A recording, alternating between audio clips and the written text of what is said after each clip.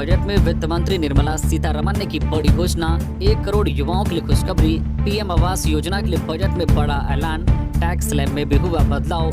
वित्त मंत्री निर्मला सीतारमण ने मंगलवार को लगातार 7वीं बार बजट पेश करने का रिकॉर्ड बनाया। 1 घंटे 23 मिनट के भाषण में उनका फोकस शिक्षा, रोजगार, किसान, महिला और युवाओं पर रहा। बजट पेश करते हुए केंद्रीय वित्त मंत्री निर्मला सीतारमण ने कई बड़े ऐलान किए, जिनमें से एक पीएम आवास योजना को लेकर भी है। मंत्री ने कहा है कि देश भर में पीएम आवास योजना के तहत अतिरिक्त घर बनाए जाएंगे। इस योजना के तहत 3 करोड़ नए घर बनाए जाएंगे। प्रधानमंत्री आवास योजना शहरी 3.0 के तहत अगले 5 सालों में 1 करोड़ शहरी गरीब और मध्यम वर्ग परिवारों को घर मुहैया कराने का लक्ष्य रखा गया है। इस महत्वाकांक्षी योजना के लिए कुल 10 लाख करोड़ रुपए का निवेश किया जाएगा। इसके साथ ही बजट 2024 में युवाओं के लिए वित्त मंत्री निर्मला सीतारमण ने स्किल डेवलपमेंट ट्रेनिंग के दौरान कमाई का रास्ता भी साफ कर दिया है। इसके तहत टॉप कंपनियों में कौशल प्रशिक्षण दिया जाएगा। साथ ही योजना के तहत 12 महीने की प्रधानमंत्री इंटर्नशिप के दौरान 5,000 रुपए का भत्ता भी दिया जाएगा। ये योजना उन्हीं पर लागू होगी जिन्हें पहले से रोजगार प्राप्त नहीं है और जो पूर्णकालीन आधार पर शिक्षा प्राप्त नहीं कर रहे हैं। इसके साथ ही वित्त मंत्री निर्मला सीतारमण ने जो न्यू टैक्स रेजिम के तहत टैक्स स्लैब में बड़ा बदलाव किया है। इसके साथ ही स्टैंडर्ड डिडक्शन की लिमिट भी बढ़ा दी है। स्टैंडर्ड डिडक्शन अब 50,000 सालाना से बढ़ाकर 75,000 सालाना कर दिया गया है। वहीं न्यू टैक्स रेजिम में 7 लाख रुपए तक सालाना इनकम पर टैक्स छूट पहले से ही है। इस कारण अगर किसी की सालाना कमाई 7,75,000 रुपए होती है और वह न्यू टैक्स रेजिम चुनता है तो अब उसे 1 भी रुपए का टैक्स नहीं देना होगा। बजट में कृषि के लिए कई बड़ी घोषणाएं। खेती किसानी से जुड़ी स्कीम पर खर्च होंगे 1.52 लाख करोड़ रुपए। वित्त मंत्री निर्मला सीतारमण ने लोकसभा में मंगलवार को मोदी सरकार के तीसरे कार्यकाल का पहला बजट पेश किया। इस बजट में किसानों के लिए बड़ी घोषणाएं की गई है। इस बजट में खेती किसानी से जुड़ी योजनाओं और कार्यों के लिए 1.52 लाख करोड़ रुपए खर्च करने का ऐलान किया गया है। इससे पहले अंतरिम बजट में वित्त मंत्री ने कृषि के लिए 1.47 लाख करोड़ रुपए का बजट रखा था। वित्त मंत्री निर्मला सीतारमण ने बजट पेश करते हुए कहा, जैसा कि अंतरिम बजट में उल्लेख किया गया है, हमें 4 अलग अलग जातियों, गरीब, महिला, युवा और किसान पर ध्यान केंद्रित करने की आवश्यकता है। किसानों के लिए हमने सभी प्रमुख फसलों के लिए उच्च न्यूनतम समर्थन मूल्य की घोषणा की है, जो लागत से कम 50% मार्जिन के वादे को पूरा करता है। पीएम गरीब कल्याण अन्न योजना को 5 साल के लिए बढ़ाया गया, जिससे 80 करोड़ से अधिक लोगों को लाभ हुआ। इस बार झींगा उत्पादन और निर्यात पर जोर दिया जाएगा। झींगा पालन और निर्यात के लिए नाबार्ड द्वारा फंडिंग की जाएगी। जेएसएससी ने झारखंड शिक्षक भर्ती परीक्षा को किया रीशेड्यूल। अब 28 जुलाई को संपन्न होगा एग्जाम। झारखंड कर्मचारी चयन आयोग की ओर से झारखंड प्रारंभिक विद्यालय प्रशिक्षित सहायक आचार्य संयुक्त प्रतियोगिता परीक्षा 2023 विज्ञापन संख्या 13/2023 को रीशेड्यूल कर दिया गया है। पहले जेएसएससी की ओर से इस परीक्षा का आयोजन 25 जुलाई 2024 को किया जाना था, लेकिन अब इसे नक्सल बंद की घोषणा के चलते पुनर्निर्धारित किया गया है। अब इस परीक्षा का आयोजन राज्य भर में निर्धारित परीक्षा केंद्रों पर 28 जुलाई 2024 को किया जाएगा। इस भर्ती के माध्यम से कुल 26,001 पदों पर नियुक्ति की जानी है। जेएसएससी की ओर से जारी नोटिफिकेशन में बताया गया है कि इस परीक्षा में भाग लेने जा रहे अभ्यर्थी अपने संशोधित एडमिट कार्ड 24 जुलाई यानी कि आज डाउनलोड कर सकेंगे। एडमिट कार्ड ऑनलाइन माध्यम से ऑफिशियल वेबसाइट jssc.nic.in पर उपलब्ध करवा दिए जाएंगे। रांची में 27 जुलाई से होने जा रही है सेना भर्ती रैली। अभ्यर्थी ऐसे डाउनलोड करें अपना एडमिट कार्ड। रांची में 27 जुलाई से 10 अगस्त तक सेना भर्ती रैली का आयोजन किया जाएगा। रांची के खेलगांव में इसका आयोजन किया गया है। ऐसे में शॉर्टलिस्ट किए गए उम्मीदवारों को 9 जुलाई 2024 को उनके पंजीकृत ईमेल आईडी पर भेज दिए गए थे। उम्मीदवार ज्वाइन इंडियन आर्मी की वेबसाइट www.joinindianarmy.nic.in पर अपने पंजीकृत खाते से भी रैली एडमिट कार्ड डाउनलोड कर सकते हैं। एडमिट कार्ड पर दिए गए तिथि और समय पर ही अभ्यर्थियों को कार्यक्रम स्थल पर पहुंचना होगा।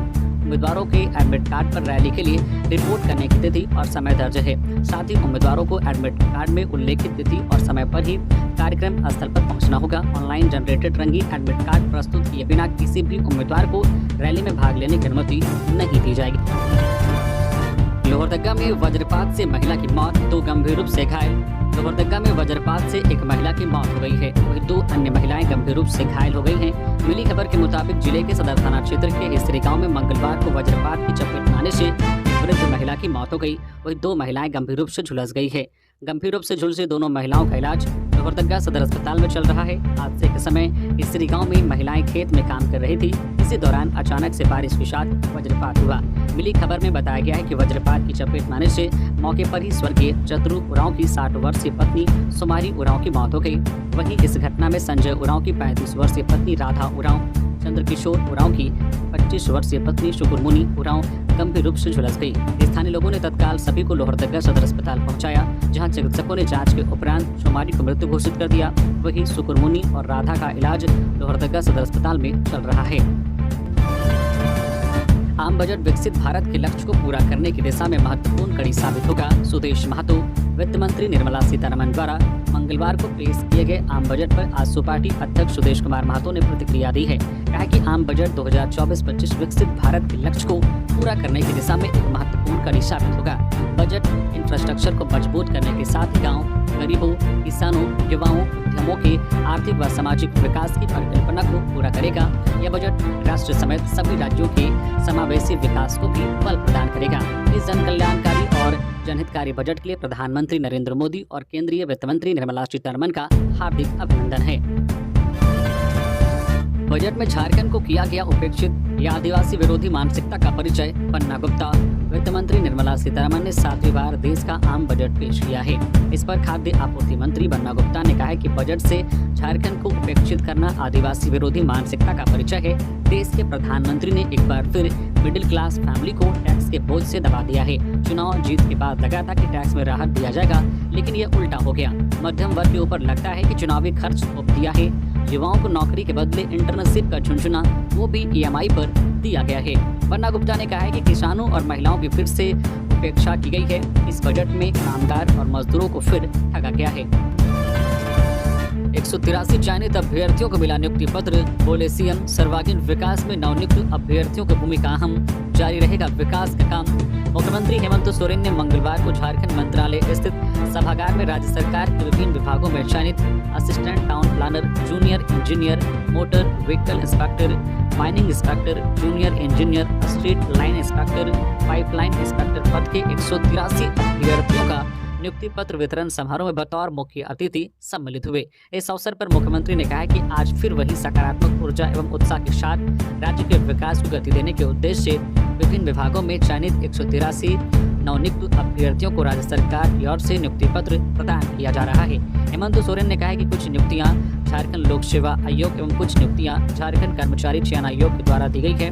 राज्य सरकार द्वारा विभिन्न पदों पर पहले भी नियुक्ति पत्र प्रदान किया गया है और जो छूटे हुए अभ्यर्थी थे उन्हें आज नियुक्ति पत्र दिया जा रहा है। मुझे पूरा विश्वास है कि नवनियुक्त अभ्यर्थी जो आज नियुक्ति पत्र ले रहे हैं वे राज्य के सर्वांगीण विकास में एक महत्वपूर्ण कड़ी बनेंगे। इसी आशा और उम्मीद के साथ राज्य को देश के अग्रणी राज्यों के समकक्ष पहुंचाने का प्रयास आप सभी प्रतिबद्ध होकर करेंगे। झामुमो ने शुरू की चुनावी तैयारी, सोहराई भवन में कल्पना सोरेन ने कार्यकर्ताओं को दिया जीत का मंत्र। फोन से जुड़े हेमंत सोरेन। झारखंड विधानसभा चुनाव की आहट के बीच प्रमुख सत्ताधारी दल झामुमो ने भी अपनी तैयारी शुरू कर दी है। इसका आगाज कोल्हान प्रमंडल को ध्यान में रखकर किया गया।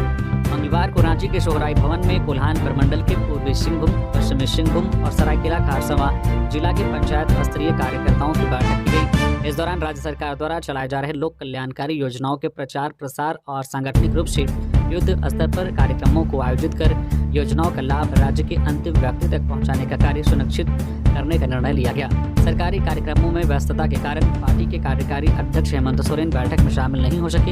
हालांकि उन्होंने फोन पर कार्यकर्ताओं को संबोधित किया। उन्होंने एकजुटता के साथ सरकार के कार्यों को जन जन तक पहुंचाने का संदेश दिया।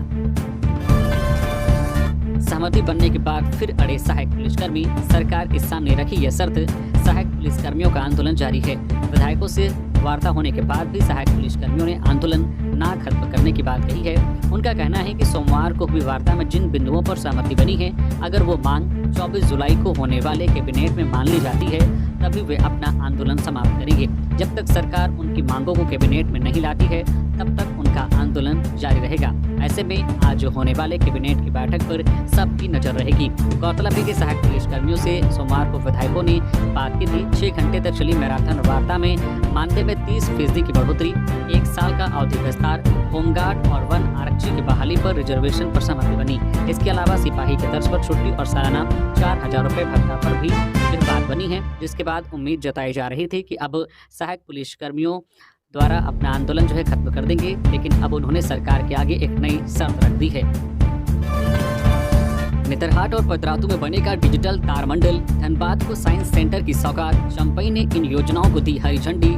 नेतरहाट और पतरातू में डिजिटल तारमंडल का निर्माण किया जाएगा। इसके साथ ही धनबाद में साइंस सेंटर बनाया जाएगा। जल संसाधन व उच्च एवं तकनीकी शिक्षा विभाग के मंत्री चंपई सोरेन ने कई योजनाओं को स्वीकृति देते हुए इस बात की जानकारी दी। वे झारखंड विज्ञान प्रौद्योगिकी एवं नवाचार परिषद की बैठक में बोल रहे थे। कहा, हमारी सरकार झारखंड में रिसर्च एवं नवाचार को बढ़ावा देने के लिए कृत संकल्पित है और इस दिशा में कई कदम उठाए जा रहे हैं। चंपई ने बताया है कि मंगलवार की बैठक में रांची समेत अन्य जिलों में मोबाइल साइंस प्रदर्शनी बस के संचालन के लिए स्वीकृति प्रदान की गई है। विभाग द्वारा क्षेत्रीय विज्ञान केंद्र रांची में इनोवेशन हब का निर्माण किया जा रहा है, जो छात्रों एवं युवाओं को आधुनिक तकनीक एवं नवाचार से जोड़ेगा। विभाग के अंतर्गत आने वाले 5 पॉलिटेक्निक में इनोवेशन हब शुरू करने की तैयारी की जा रही है। मंगलवार की मीटिंग के दौरान दुमका स्थित सिदो कान्हू मुर्मू विश्वविद्यालय के कैंपस में एक साइंस म्यूजियम की स्थापना करने का निर्देश दिया गया है। वित्त मंत्री सीतारमण का आम बजट युवा केंद्रित और विकासोन्मुखी है। बाबूलाल मरांडी बीजेपी प्रदेश अध्यक्ष ने मंगलवार को मोदी सरकार 3.0 के द्वारा सदन में प्रस्तुत बजट की सराहना करते हुए प्रधानमंत्री नरेंद्र मोदी और वित्त मंत्री निर्मला सीतारमण को बधाई दी है। मरांडी ने कहा कि यह बजट सर्वसमावेशी, युवा केंद्रित और विकासोन्मुखी बजट है। उन्होंने कहा है कि यह बजट विकसित भारत के संकल्पों को साकार करने वाला बजट है। यह बजट 140 करोड़ देशवासियों की आशा एवं आकांक्षाओं के अनुरूप समाज के सभी वर्गों के सर्वांगीण विकास को भी गतिशीलता प्रदान करेगा। उन्होंने कहा कि युवाओं के लिए यह बजट सुनहरा अवसर लेकर आया है। स्किल डेवलपमेंट के साथ साथ 5 वर्षों में 4 करोड़ रोजगार की व्यवस्था होगी। यह देश के विकासों में युवाओं की भूमिका को सुनिश्चित करेगा। वज्रपात की चपेट में आने से 11 मवेशियों की मौत, 2 घायल। चक्रधरपुर प्रखंड के ईटा हांसा पंचायत की गाजीटी गांव में वज्रपात की चपेट में आने से 11 मवेशियों की मौत हो गई, जबकि 2 अन्य पशु घायल हो गए हैं। बताया जाता है कि गाजीटी गांव निवासी युवक लांडू हेम्ब्रम गांव के कुछ ग्रामीणों के बकरा, बकरी व बैल चरा रहा था। इस दौरान शाम में बारिश शुरू हो गई। लांडू हेम्ब्रम एक पेड़ के नीचे चला गया, जबकि बकरा, बकरी व बैल दूसरे पेड़ के नीचे चले गए। इसी बीच वज्रपात की चपेट में आने से पेड़ के नीचे मौजूद 11 बकरियों की मौत हो गई, वहीं 2 बैल घायल हो गए। इस घटना में गांव के किसान दुर्गा हेम्ब्रम की 3, विश्वनाथ हेम्ब्रम की 5, कायरा हेम्ब्रम की 1 एवं साधुचरण हेम्ब्रम की 2 बकरी की मौत हो गई। गंगाधर गोप नामक व्यक्ति के 2 बैल घायल हो गए हैं। इस घटना में मवेशियों को चराने वाला युवक बाल बाल बच गया। इधर घटना को लेकर पीड़ित किसानों ने मुआवजे की मांग की है। मंत्री इरफान अंसारी से मिला अनुबंध कर्मियों का प्रतिनिधिमंडल। आज मनरेगा कर्मियों की मांगों पर विचार का मिला आश्वासन। राज्य के ग्रामीण विकास मंत्री इरफान अंसारी से मनरेगा कर्मियों का दूसरा गुट प्रोजेक्ट भवन सचिवालय में मुलाकात की। प्रतिनिधिमंडल की अगुवाई कर रहे झारखंड राज्य अनुबंध कर्मचारी महासंघ के राज्य अध्यक्ष विक्रांत ज्योति ने किया। मनरेगा कर्मियों का नेतृत्व प्रदेश अध्यक्ष महेश सोरेन एवं प्रदेश सचिव डॉक्टर राजेश कुमार दास ने किया। इसके साथ ही अन्य सभी मनरेगा कर्मियों के साथ सफल वार्ता हुई। द्विपक्षीय वार्ता के क्रम में ग्रामीण विकास मंत्री ने मनरेगा कर्मियों की मांग पर बिंदुवार समीक्षा करते हुए कहा कि आप सभी की मांगों को लेकर मैं दिनांक 24 जुलाई को मुख्यमंत्री से बैठक कर आप सभी की सभी मांगों पर समीक्षा करूंगा और जल्द ही जितना बेहतर हो सके उसे अतिशीघ्र पूरा करूंगा। गिरिडीह के महादेवडी पत्थर खदान में जमीन के अंदर छुपा कर रखा था विस्फोटक सामग्री, पुलिस ने किया बरामद। गिरिडीह के गांडे थाना क्षेत्र के महादेवडी गांव में गुप्त सूचना के आधार पर मंगलवार को छापेमारी कर पुलिस ने बड़े पैमाने पर अवैध विस्फोटक पदार्थ जब्त किया है। छापेमारी महादेवडी गांव के एक पत्थर खदान में की गई है, जहां जमीन के नीचे पेटियों में रखे गए 16 पेटी जिलेटिन के साथ 5 पेटी डेटोनेटर और सेफ्टी फ्यूज वायर को जब्त किया गया। छापेमारी गुप्त सूचना के आधार पर एसपी दीपक कुमार शर्मा ने की है, जबकि टीम में एएसपी कौशल अली, सदर एसडीपीओ विनोद रवानी, प्रशिक्षु डीएसपी नीलम कुजूर, कैलाश महतो के साथ मुफस्सिल थाना प्रभारी श्याम किशोर महतो के साथ गांडे के थाना प्रभारी समेत क्यूआरटी के जवान शामिल थे। गढ़वा के डंडा प्रखंड के 200 लोगों ने थामा जेएमएम का दामन। मंत्री मिथिलेश ठाकुर ने माला पट्टा पहनाकर किया स्वागत। गढ़वा विधानसभा क्षेत्र के डंडा प्रखंड में 200 से अधिक लोग झारखंड मुक्ति मोर्चा में शामिल हुए। पेयजल एवं स्वच्छता मंत्री मिथिलेश कुमार ठाकुर ने सभी को माला एवं पार्टी का पट्टा पहनाकर शामों में शामिल किया। साथ ही मंत्री ने सभी लोगों को अपने अपने क्षेत्र में झारखंड सरकार के कार्य एवं संचालित जनहित की याचिकाओं की जानकारी जन जन तक पहुंचाने की बात कही। मौके पर मंत्री मिथिलेश ठाकुर ने कहा कि पूरे राज्य में झारखंड सरकार अपने बल पर विकास कार्य कर रही है। केंद्र सरकार ने राज्य के हिस्से का गरीबों का अनाज एवं आवास बंद कर दिया, फिर भी राज्य सरकार सभी जरूरतमंदों को ग्रीन राशन कार्ड बनाकर राशन दे रही है। साथ ही गरीबों को अब आवास भी उपलब्ध करा रही है। मंत्री ने कहा कि पूरे राज्य की जनता केंद्र की करतूतों को अच्छी तरह से समझ चुकी है। आगामी विधानसभा चुनाव में जनता इसका मुंहतोड़ जवाब देगी। 20,000 रुपए रिश्वत लेते पुलिस वाला गिरफ्तार। पलामू एसीबी की टीम ने मारा छापा, रंगे हाथ पुलिस अवर निरीक्षक गिरफ्तार। पलामू एसीबी की टीम ने बड़ी कार्रवाई करते हुए बरियातू थाना में पदस्थापित पुलिस अवर निरीक्षक धीरेन्द्र कुमार सिंह को 20,000 रुपए रिश्वत लेते रंगे हाथ गिरफ्तार किया है। गिरफ्तार करने के बाद एसीबी की टीम अपने साथ पलामू ले गई। पलामू एसीबी की टीम ने प्रेस विज्ञप्ति जारी कर बताया है कि शिकायतकर्ता के भतीजे को बरियातू थाना में अफीम रखने के मामले में गिरफ्तार कर जेल भेज दिया गया था। इस कांड में फंसने की धमकी देकर बरियातू थाना के पदाधिकारी द्वारा 3 लाख रुपए रिश्वत मांगी जा रही थी, लेकिन शिकायतकर्ता द्वारा उक्त रकम नहीं देना चाह रहे थे। थाना द्वारा पैसे देने का दबाव देने के बाद इसकी शिकायत पलामू एसीबी टीम के समक्ष की।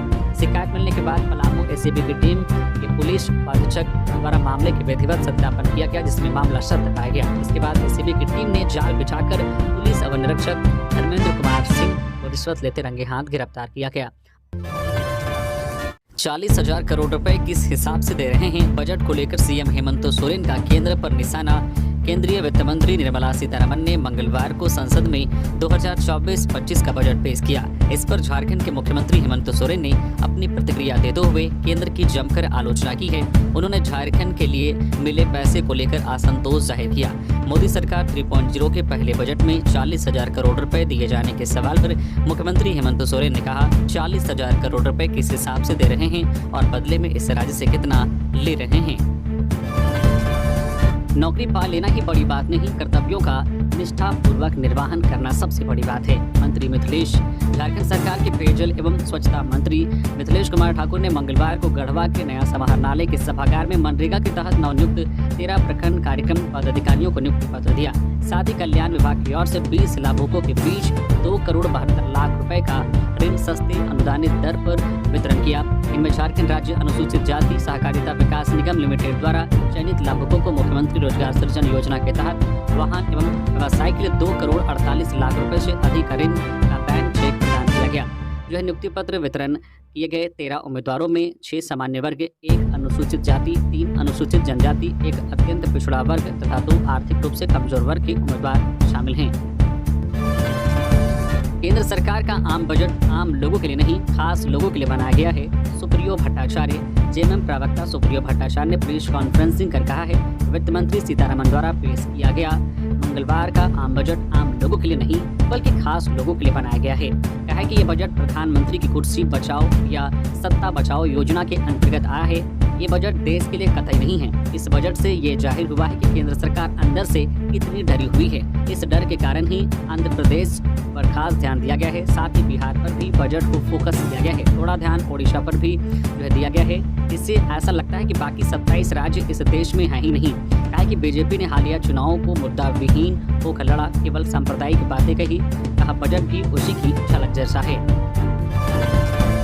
सीएम हेमंत सोरेन ने 256 विशेष परिवारों को आसियाने का दिया तोहफा। बोले कुष्ठाश्रम परिसर कहलाएगा निर्मल आवास। झारखंड के सीएम हेमंत सोरेन ने विशेष परिवारों को आसियाने का तोहफा दिया। 256 परिवारों को सपनों का घर मिला। प्रधानमंत्री आवास योजना शहरी योजना के तहत राज्य संपोषित राज्य के मुड़मा कुष्ठाश्रम परियोजना का मंगलवार को मुख्यमंत्री ने उद्घाटन किया। उन्होंने कहा कि कुष्ठाश्रम परिसर निर्मल आवास के नाम से जाना जाएगा। आज ऐतिहासिक दिन है, कई परिवारों को अपना आसियाना मिला है। राज्य सरकार सभी वर्ग समुदाय को उनका हक अधिकार दे रही है। राज्य के साई सिटी के नजदीक नवनिर्मित मुड़मा कुष्ठाश्रम परियोजना के उद्घाटन अवसर पर वे बोल रहे थे। मुख्यमंत्री हेमंत सोरेन ने कहा कि हमारी सरकार का सदैव प्रयास रहा है कि हर जरूरतमंद व्यक्ति, चाहे वे किसी भी वर्ग समुदाय के हों, जिस स्थिति या परिस्थिति में रह रहे हों, उन तक सरकार की आवाज पहुंचे। सरकार द्वारा संचालित जल कल्याण की योजनाएं पहुंचे। सीएम आवास के घेराव मामले में देवेंद्र नाथ महतो सहित 1500 पर केस, लगाई गई गैर जमानती धाराएं, सीएम आवास का घेराव मामले में जेबी केसेस के नेता देवेंद्र नाथ महतो सहित 1500 आंदोलनकारियों के खिलाफ केस दर्ज किया गया है। इन सभी पर गैर जमानती धाराएं लगाई गई है। मिली खबर के मुताबिक इन धाराओं में अटेम्प्ट टू मर्डर, राज्य सरकार के खिलाफ नुकसानी, सरकारी काम में बाधा डालने एवं तोड़फोड़ जैसी धाराएं लगाई गई है। गौरतलब है कि बीते शुक्रवार को राज्य के आंदोलनरत सहायक पुलिसकर्मियों को समर्थन देने के दौरान प्रशासन द्वारा लाठीचार्ज किया गया था। इसमें देवेंद्र नाथ महतो घायल हो गए हैं। बता दें कि आंदोलन स्थल पर मौजूद दंडाधिकारी संजय कुमार के द्वारा लालपुर थाना केस कांड संख्या 185/24 दर्ज कराई गई है। इसमें देवेंद्र नाथ महतो, संतोष महतो, अविनाश कुमार द्विवेदी, विवेकानंद गुप्ता, उज्जवल कुमार, शांति मुंडा, विवेक राम, राजेंद्र हांसदा, मोहित कुमार, सोनाली हेम्ब्रम, अस्मिता कुमारी, अमित कुमार, शैलेंद्र कुमार, ममता कुमारी, शुभम कुमार दुबे, समीर कुमार प्रधान, इंद्रदेव मुंडा, किरण कुमारी, पूनम कुमारी, करिश्मा टोप्पो सहित अज्ञात 1500 पर केस दर्ज किया गया है। बताते चले कि देवेंद्र नाथ महतो विशेष प्रशासनिक निगरानी में रिम्स अस्पताल में पिछले 5 दिनों से इलाजरत हैं। शुभचिंतक एवं परिजनों को पहचान पत्र एवं विभिन्न जांचों उपरांत ही मिलने दिया जा रहा है। रिम्स की कुव्यवस्था पर हाईकोर्ट की तल्ख टिप्पणी, अस्पताल में सुविधाएं ठीक करे अन्यथा इसे बंद कर देना ज्यादा बेहतर। रिम्स में इलाज की व्यवस्था को लेकर झारखंड हाईकोर्ट लगातार अपनी नाराजगी जाहिर कर रहा है। मंगलवार को एक याचिका पर सुनवाई करते हुए हाईकोर्ट ने तल्ख टिप्पणी की। हाईकोर्ट ने मौखिक टिप्पणी करते हुए राज्य सरकार से कहा है तो रिम्स में चिकित्सा उपकरण, मेडिकल फैसिलिटी सहित आधारभूत संरचना उपलब्ध कराई जाए, नहीं तो इससे बेहतर होगा इसे बंद ही कर दिया जाए। हाईकोर्ट ने कहा कि रिम्स में मेडिकल सुविधाओं के अभाव की वजह से मरीजों की देखभाल में लापरवाही सामने आती रहती है। दरअसल जिस याचिका को लेकर मंगलवार को हाईकोर्ट सुनवाई कर रहा था, उसके याचिकाकर्ता के पिता की मौत साल 2017 के अक्टूबर महीने में मेदांता अस्पताल में हो गया था। मौत होने के पीछे की वजह इलाज में लापरवाही सामने आई थी, जिसके बाद प्रार्थी ने हाईकोर्ट का रुख किया। सड़क पर धान रोपने के राष्ट्रीय युवा शक्ति ने जताया विरोध, कहा जल्द भरे जाएं गड्ढे, नहीं तो होगा व्यापक आंदोलन।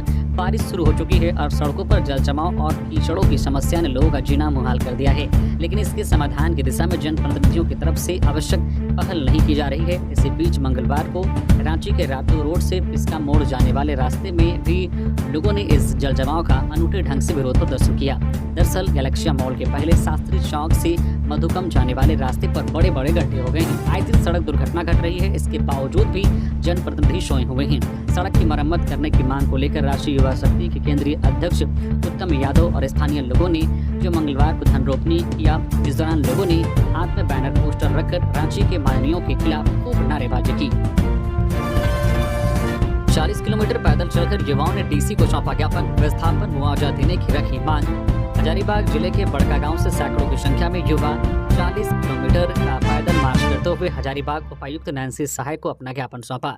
युवा विस्थापित मोर्चा के बैनर तले मांग की है कि विस्थापन मुआवजा को लेकर कट ऑफ डेट आगे बढ़ाया जाए। युवा विस्थापित मोर्चा के सदस्य अमित ने बताया है कि एनटीपीसी पकरी बरवाडी कोल खनन परियोजना हजारीबाग जिले के बड़कागांव विधानसभा में चल रहा है। पकरी बरवाडी कोल खनन परियोजना में विस्थापन नीति का लाभ लेने के लिए कट ऑफ डेट निर्धारित किया गया है। वर्ष 2008 में परियोजना में देरी और ग्रामीणों के विरोध के चलते कट ऑफ डेट को आगे बढ़ाकर 17 मई 2016 किया गया। 17 मई 2016 तक विस्थापित परिवार के सदस्यों को 18 साल का होना अनिवार्य कर दिया गया। इस कारण अगर उस विस्थापित परिवार के किसी सदस्य का 17 मई 2016 तक 18 साल नहीं हो पाया है तो उसे एनटीपीसी द्वारा विस्थापन मुआवजा नहीं दे रही है, जिसके चलते सैकड़ों की संख्या में युवा विस्थापन मुआवजा से वंचित हो गए हैं। 2008 से 2024 तक विस्थापित गांवों के ग्रामीणों को एनटीपीसी विस्थापित नहीं कर पाई है और आने वाले समय में कब तक विस्थापित करेगी यह भी एनटीपीसी बताने को तैयार नहीं है। एनटीपीसी पकरी बरवाडी कोल खनन परियोजना में कुछ ऐसे गांव हैं जहां पर खनन का कार्य 2024 में शुरू हुआ है या शुरू होने वाला है। विस्थापित गांव में कुछ ऐसे नौजवान हैं जिनकी शादी हो गई है, जिनके बच्चे हो गए हैं, पर उनको भी विस्थापन का लाभ नहीं दिया जा रहा है। इन सभी समस्याओं को देखते हुए मोर्चा ने मांग की है कि कंपनी जिस तारीख को विस्थापित कर रही है उसी तारीख का कट ऑफ डेट रखा जाए। विस्थापित होने वाले गांव में जितने भी नौजवान हैं उन सभी को विस्थापित का मुआवजा और विस्थापन कार्ड दिया जाए। बहू पर थी बुरी नजर, पत्नी ने कर दी हत्या। 60 साल का ससुर संबंध बनाने का देता था दबाव, मार कर दफनाया। 60 साल का एक व्यक्ति अपनी बहू पर गंदी निगाह रखता था, बहू पर संबंध बनाने के लिए दबाव डालता था। व्यक्ति की इस हरकत का पता उसकी पत्नी को लगा तो पत्नी ने पति की हत्या कर दी। इस मामले में मृतक की पत्नी और उसके बेटे को पुलिस ने गिरफ्तार कर लिया है। मामला पलामू जिले के मनातू थाना क्षेत्र का है। 6 दिन पहले सेमरी के करमाटिल्हा टोला के रहने वाले सोमर भुइयां का शव घर से कुछ दूरी पर मिट्टी के ढेर पे दबाया हुआ मिला था। सोमर के शरीर पर धारदार हथियार से काटे जाने का निशान था। इस मामले का खुलासा पुलिस ने कर दिया है। लातेहार में इंटरस्टेट लुटेरा गिरोह का पुलिस ने किया पर्दाफाश। लूट के ट्रक के साथ 5 अपराधी गिरफ्तार।